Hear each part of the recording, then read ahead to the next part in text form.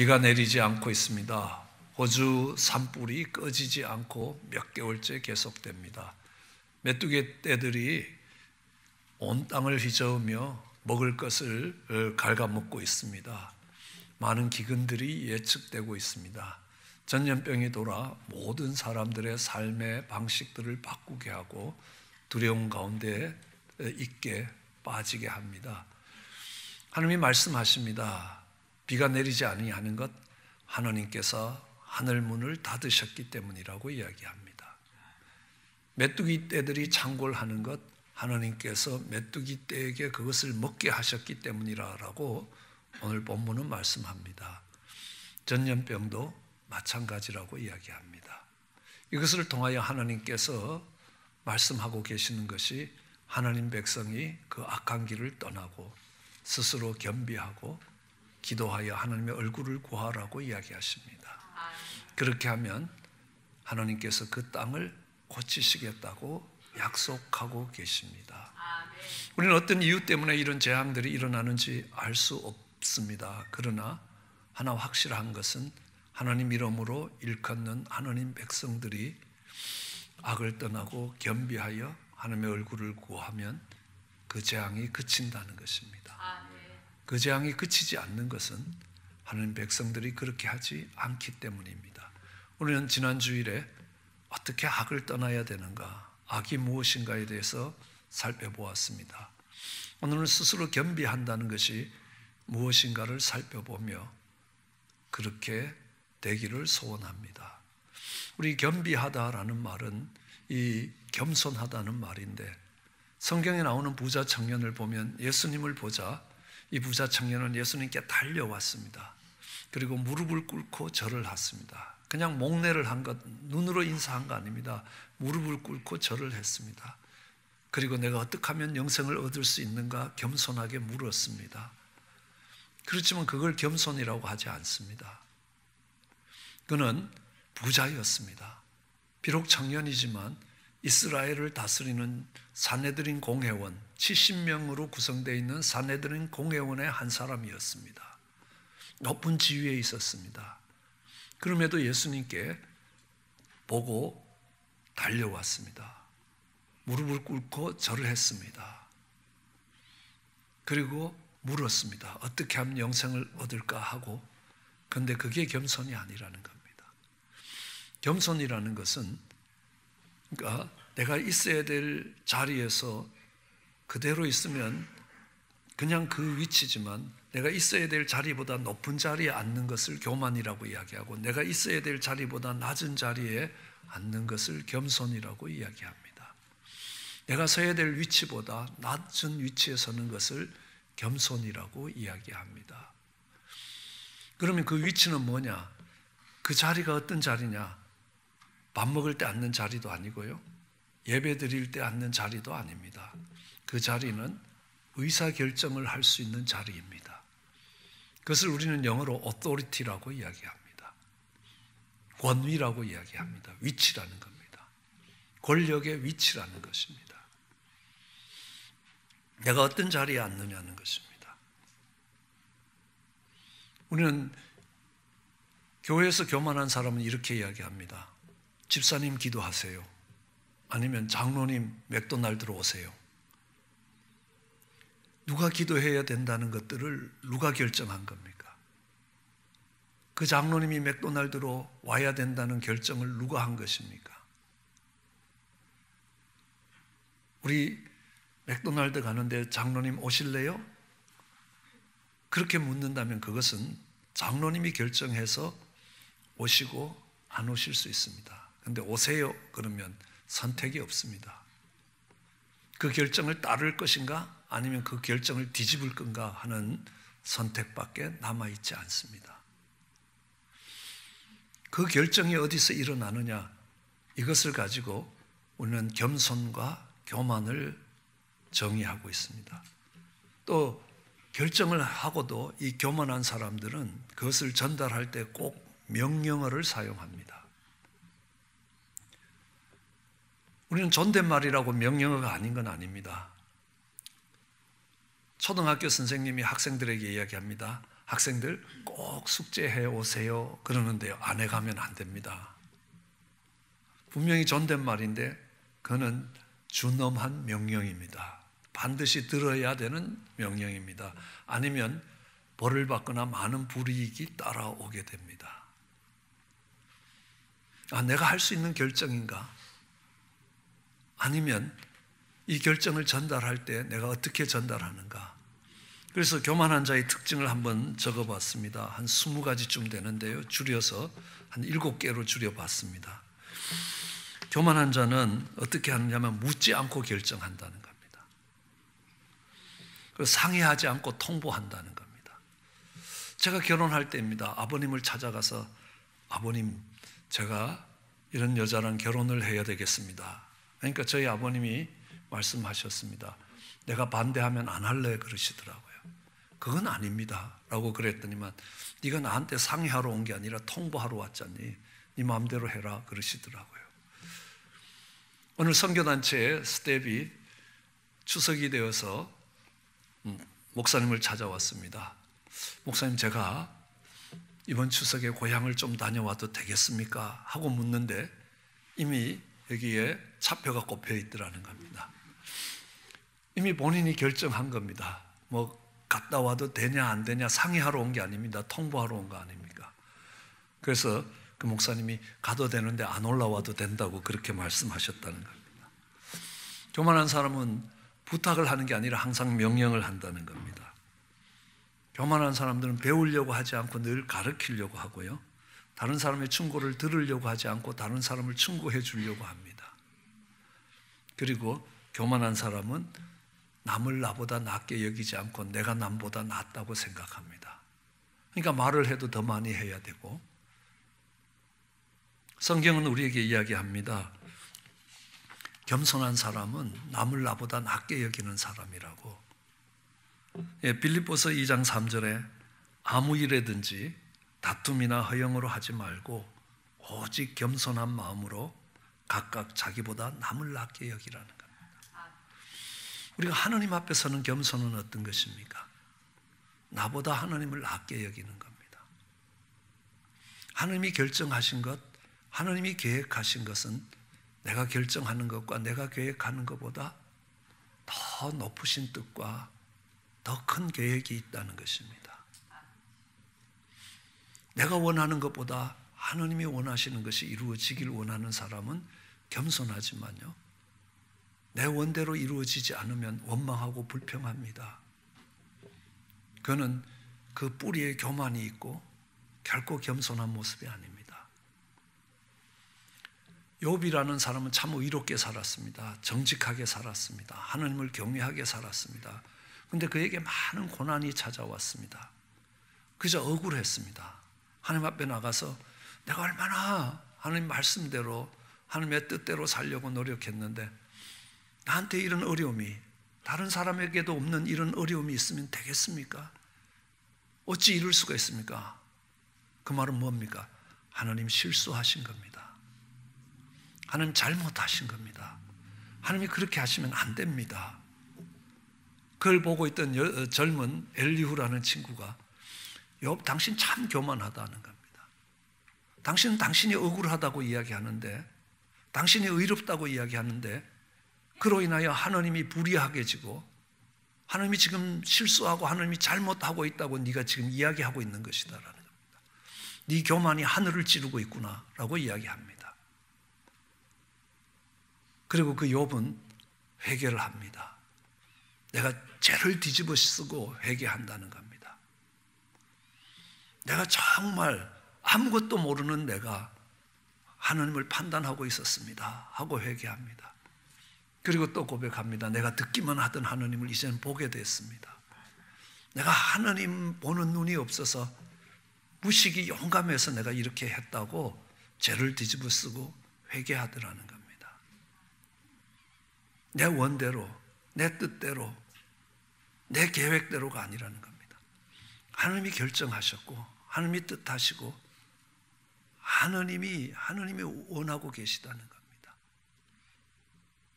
그 하나님의 뜻이 내 생각과 내 계획과 내 뜻보다 훨씬 높고 훨씬 멀리 보시면서 갖고 계시는 계획이 있다는 겁니다. 전염병이 돌고 있습니다. 왜 이런 전염병이 도는지, 그래서 왜 우리의 삶을 이렇게 어지럽히는지 아니라는 겁니다. 이 가운데 하나님이 결정하신 것이고, 그 가운데 인생이 하나님 앞에 어떤 모습으로 서야 되느냐라는 것들을 깨달아 가야 합니다. 저는 가장 닮고 싶지 않는 성경의 인물 중에 하나가 엘리라는 사람이었습니다. 얼마나 패역된지 모릅니다. 기도하러 온 한나를 술 취했다고 술 좀 끊으라라고 말하지 않습니까? 또 자녀들이 예배를 드릴 때도, 제사를 드릴 때도 제물에서 좋은 거는 먼저 다 취하는 겁니다. 하나님께 먼저 드리는 법이 없는 겁니다. 그런 자녀들을 만류하지도 않습니다. 여러 가지, 성전에서는 절대로 의자에 앉아서 섬기는 게 아니라 서서 섬겨야 되는데, 의자에 앉아 있다가 언약궤를 빼앗겼다는 소식을 듣고 넘어져서 목이 부러져 죽었습니다. 야, 저런 제사장이 되지는 말아야 되겠다라고 생각을 하는데, 성경을 읽어가다가 아주 충격을 받았습니다. 전율에 가까운 충격을 받았습니다. 그렇게 우습게 봤던 엘리 제사장인데, 그렇게 패역된 제사장이라고 했는데, 어느 날 하나님이 사무엘을 부르시는 겁니다. 사무엘은 엘리가 부르는 줄 알고 쫓아갔습니다. 근데 아니었습니다. 엘리가 사무엘에게 하나님의 음성을 듣는 법을 가르칩니다. 종이 여기 싸우니 말씀하옵소서. 그래서 하나님께서 사무엘에게 말씀하는 겁니다. 내가 엘리의 집을 멸망시킬 것이다. 어떻게 멸망시킬 것이냐? 그 집에 늙어서 죽는 사람이 없을 것이다. 다 젊어서 죽을 것이다. 내가 그 제사장 가문을 폐할 거다라는 겁니다. 그리고 내가 너를 제사장으로 세울 것이다. 그런데요, 사무엘상 3장 16절에 보면 그 다음날 아침이 됐습니다. 엘리가 사무엘을 불렀습니다. 내 아들 사무엘아. 그러니까 또 이제 어제 배운 것처럼 네, 제가 여기 있습니다 라고 이야기하니까, 하나님이 너한테 무엇을 말씀하였느냐? 내게 숨기지 말라. 내게 말씀한 모든 것 하나라도 숨기면 하나님이 내게 벌을 내리시고 또 내리기를 원한다. 그랬더니 고마, 이 철없는 사무엘이 세세히 말하고 조금 더 숨기지 아니했다는 겁니다. 뭡니까? 그 집에 늙어서 죽는 사람이 없을 것이다. 다 죽고 이제 대가 끊어질 것이다. 그때가 되면 사무엘이 이스라엘을 맡는 제사장이 될 것이다. 염려 사울왕 같으면 그 자리에서 사무엘은 죽었습니다. 그런데 엘리는 이렇게 이야기합니다. 이는 여호와시니, 이 말씀을 하신 분이 여호와시니 선하신 소견대로 하실 것이라. 나한테는 저주 같은 일이라는 겁니다. 나한테는 가문이 무너지는 이야기입니다. 그런데도요, 선하신 하나님의 뜻이라고 이야기합니다. 저는 죽었다 깨나도 하나님이 하시는 이런 저주의 말씀에 이것이 하나님의 선하신 뜻입니다 하고 머리 숙이지를 못할 것 같습니다. 이것이 겸비함이라고 이야기합니다. 이스라엘 속에 가장 악했던 왕이 있습니다. 아합 왕이라는 겁니다. 그 아합 왕에게 엘리야가 찾아갔습니다. 자기의 궁전을 아름답게 꾸미기 위해서 한 모퉁이에 있는 나봇의 밭을 뺏기 위해서 나봇을 죽이고 그 밭을 뺏었을 때입니다. 찾아가서 이야기합니다. 네 집에 속한 남자가 하나도 못 살 것이라는 겁니다. 다 죽을 것이라는 겁니다. 여로보암의 집처럼 되고 바이사의 집처럼 될 것이라는 겁니다. 그리고 네 안에 이세벨도 성 곁에서 개들이 이세벨을 먹을 것이라는 겁니다. 너 아합, 너에게 속한 사람들 중에 성읍에서 죽은 자는 개가 먹고 들에서 죽은 자는 새가 먹을 거라는 겁니다. 그러니까 참 놀라운 일이 일어났습니다. 열왕기상 21장 17절입니다. 아합이 이 말씀을 들었습니다. 그럼 네가 나한테 저주를 하는구나. 하고 칼을 빼서 엘리야의 목을 치는 게 아니었습니다. 그 말을 들었을 때 옷을 찢었습니다. 굵은 배로 몸을 동이고 금식하며 굵은 배에 누워서 빨리 걷지도 않고 행보도 천천히 했습니다. 아합이 그렇게 하자 하느님이 엘리야에게 다시 말씀하십니다. 엘리야, 너 가서 다시 이야기하라는 겁니다. 아합이 내 앞에 겸비함을 내가 보았느냐. 아합이 내 앞에서 겸비했다는 겁니다. 아합이 하느님 앞에서 겸비했다는 겁니다. 내 앞에서 겸비함을 인하여 내가 이 재앙을 저의 시대에 내리지 아니할 것이라는 겁니다. 저의 아들의 시대에 내릴 것이라. 다시 한번 회개하고 하느님께 돌아올 수 있는 기회가 주어졌습니다. 왜요? 어마어마한 저주 같은 말씀을 들었을 때에 그는 그 결정을 하신 하느님의 결정 앞에 머리를 숙였습니다. 그리고 그 앞에서 베옷을 입고 금식하며 회개하기 시작했습니다. 그것을 이 사악했던 이스라엘 역사에서 가장 악했던 아합일지라도 하나님 앞에 겸비함을 봤다는 겁니다. 그게 하나님 앞에 겸비함이라는 겁니다. 그 겸비함이 있으면 내가 그 재앙을 거둘 것이라는 겁니다. 이스라엘에 르호보암이라는 왕이 있었습니다. 솔로몬의 아들이었습니다. 다윗의 손자였습니다. 그가 이스라엘의 왕이 되었습니다. 그때 이스라엘은 남북으로 나누어지기도 했습니다. 그런데 역대하 12장 1절에 보면 르호보암이 나라가 견고해졌습니다. 세력이 강해졌습니다. 그래서 이제는 하나님의 율법을 버리기 시작했습니다. 그래서 그 백성들도 그 왕을 따라가기 시작했습니다. 여호와께서 그것을 보시고 저희가 범죄했기 때문에 애굽 왕 시삭을 일으키셔서 이스라엘을 치게 하셨습니다. 이스라엘을 공격하러 시삭이 왔습니다. 이미 4절에 의하면 시삭이 유대의 경관 성읍을 취했습니다. 이제 예루살렘까지 왔습니다. 예루살렘의 멸망이 코앞에 왔습니다. 선지자 스마야가 르호보암과 방백들에게 나와 말씀합니다. 여호와의 말씀이 너희가 나를 버렸으므로 나도 너희를 버려 시삭의 손에 붙일 것이다. 너희는 애굽에 망할 것이라는 겁니다. 애굽 사람의 칼날에 죽을 것이라는 겁니다. 마치 코로나 바이러스가 예루살렘 코앞에 온 것 같이 너희의 멸망이 이제 너희의 코앞에 와 있다는 겁니다. 아니, 멸망이 그냥 지나가는 것이 아니라 너희가 그 칼에 죽을 것이라는 겁니다. 너희가 그 질병에 망할 것이라고 이야기합니다. 이에 이스라엘 방백들과 왕이 스스로 겸비하여 여호와는 의로우시다. 하나님이 어찌하여 이런 일을 이루시고 왜 이러시는지가 아니라는 겁니다. 여호와가 의롭다는 것은요, 우리는 그 하나님 앞에 범죄했다는 것입니다. 인생이 대단한 것을 이룬 것처럼요, 실험실에서 사람도 만들고 기계로도 사람처럼 된 기계를 만들고 내가 즐거우면 그것이 법이 되고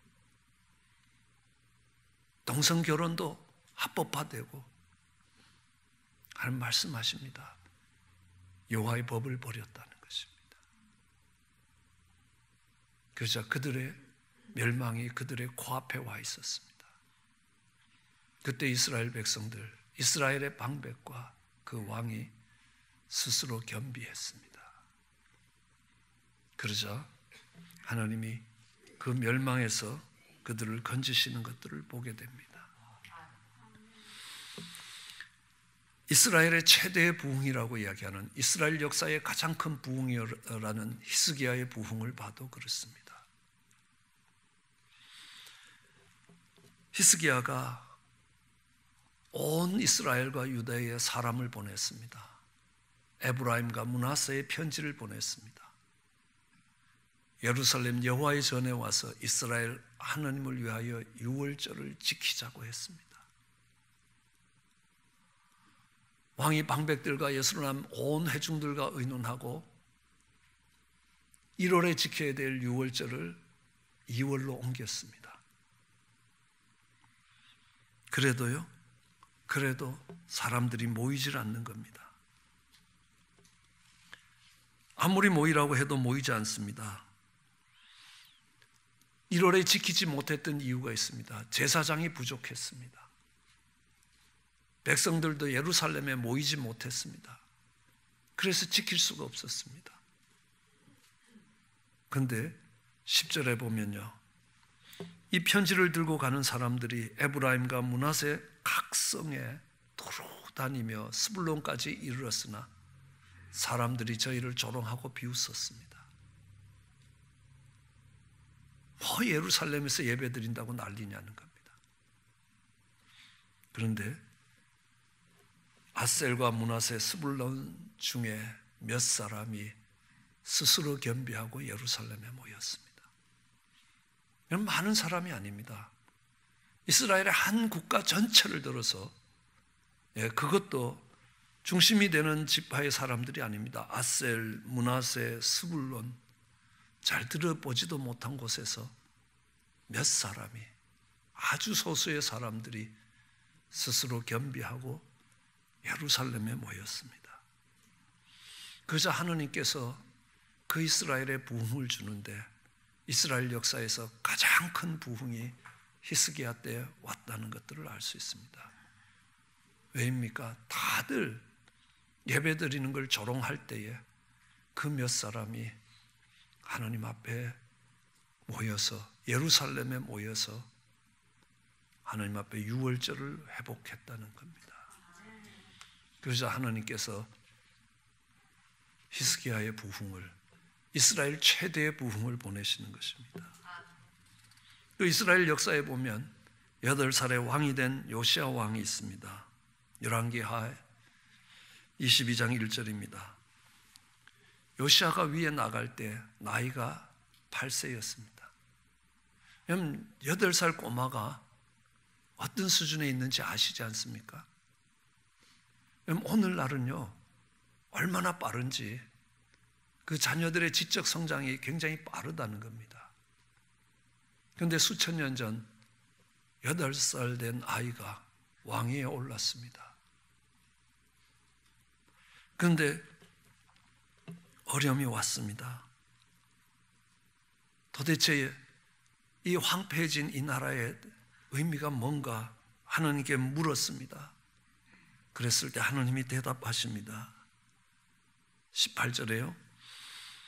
너희를 보내어 여호와께 묻게 한 유다 왕에게 너희는 이렇게 고해라. 하나님의 종들에게 하나님께 나가 물으라고 했습니다. 그래서 하나님이 왕에게 가서 다시 이야기해라는 겁니다. 이스라엘 하나님 여호와의 말씀이 내가 들은 말을 의논컨대 내가 이곳과 그 거민에 대하여 빈터가 되고 저주가 되게 할 것이라. 이 땅이 빈터가 되고 이 땅에 살아간다는 것이 저주가 되게 만들겠다는 것입니다. 여러분, 전염병이 돌아보십시오. 식당에 갈 사람 없습니다. 여행할 사람 없습니다. 이 땅이 빈터처럼 될 것이라는 겁니다. 이미 도시의 거리에 걸어다니는 사람 하나 찾기가 어렵지 않습니까? 빈터가 되고 저주가 될 것이라는 겁니다. 그 말을 들었습니다. 마음을 부드럽게 했습니다. 여호와 앞에서 겸비하여 옷을 찢고 통곡했습니다. 하나님이 말씀합니다. 그래서 네 말을 내가 들었다는 것입니다. 그리고 요시야 시대의 부흥을 보냅니다. 다윗의 시대 때도 없던 유월절을 회복하면서 놀라운 부흥이 그 땅에 이어지는 것입니다. 그리고 그는 그 땅에서 31년 동안 그 땅을 다스리는 왕이 되었습니다. 멸망 가운데서 회복할 수 있었습니다. 왜입니까? 저주 같은 하나님의 말씀을 듣고 마음을 연하게 하여 옷을 찢고 통곡하며 하나님께 겸비했기 때문입니다.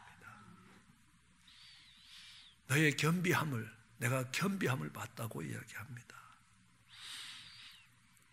하나님 앞에서 겸비해서 옷을 찢었습니다. 하나님 앞에 겸비한 마음으로 통곡했던 겁니다. 그러자 그 재앙이 지나갔던 것들을 알 수 있습니다. 우리는 다니엘서를 보면 다니엘이 하나님 앞에 겸비했습니다. 하나님 말씀하십니다. 다니엘아, 두려워 말라라는 겁니다. 다니엘서 10장 12절입니다. 내가 깨달으려 하여 하나님 앞에 스스로 겸비하기로 결심하던 첫날부터 내 말이 하나님께 상달되었다는 겁니다. 그리고 이스라엘 백성들은 다시 예배를 회복하는 예루살렘으로 돌아올 수 있었습니다. 그들이 쫓겨갔던 곳에서 돌아왔습니다. 우리는 오늘의 현실이 우리가 원했던 현실도 아니고 우리가 계획했던 현실들도 아닙니다. 그렇지만 여기에 하나님의 계획하심과 하나님의 뜻하심이 여기에 있다는 것입니다. 하나님 백성으로 겸비하여 하나님 앞에 나오게 하시는 것입니다. 요셉은 어린 나이에 형들의 손에 노예로 팔려갔다가 감옥에 가 있습니다. 결코 그가 원했던 일들도 아니었습니다. 그에게는 재앙과 같은 날이었습니다. 어쩌면 그 평생에 다시는 그 감옥에서 나와 햇빛을 보지 못할 것이라고 생각하고 있어야 되는 것입니다. 하나님은 그 일을 통하여 놀라운 일을 계획하고 계셨다는 겁니다. 모세가 40년 동안 광야 생활을 해야 했습니다. 너무너무 비참한 생활이고 도망자로서 숨어 살아야 되는 그 삶을 살아야 되는 그 시간들이 고통스러울지 몰라도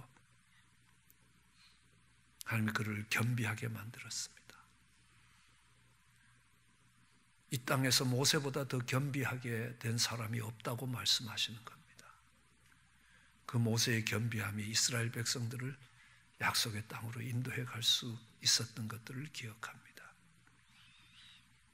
오늘 하늘이 닫히고 비가 내리지 아니하고 메뚜기가 토산을 먹고 전염병이 돌 때에 우리가 할 수 있는 것은 요시야처럼 겸비하여 마음을 연하게 하고 옷을 찢으며 하나님 앞에 통곡하는 것입니다. 히스기야처럼 그때에 정말 알지 못하는 소수의 사람들이 예루살렘에 모여 하나님 앞에 예배드림으로 그 땅의 부흥이 새롭게 이어지는 것을 알 수 있습니다. 아니 악하기 그지없던 아합조차도 하나님의 선하신 뜻이라고, 하나님은 의로우시다고 그 하나님이 내린 저주 앞에 머리를 숙이며 무릎을 꿇을 때에 그 땅에 회복이 왔던 것들을 기억합니다. 그렇게 스스로 겸비하여 이 땅에